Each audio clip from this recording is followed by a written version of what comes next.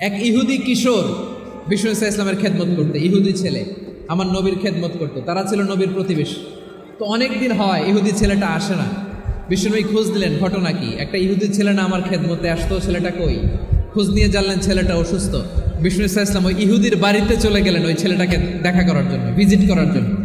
সুবহানাল্লাহ পড়বেন না? গেলেন, যে দেখে ইহুদি ছেলেটা মুমূর্ষ, যান যায় যায় ভাব, বিছানায় পড়ে আছে, তার বাবা দাঁড়ানো। বিশ্বনবী তার মাথার পাশে বসলেন, মাথায় হাত বুলিয়ে দিলেন, আর ছেলেটাকে বললেন, আসলিম, হে ইহুদি ছেলে, আসলিম, ইসলাম ধর্ম গ্রহণ করো।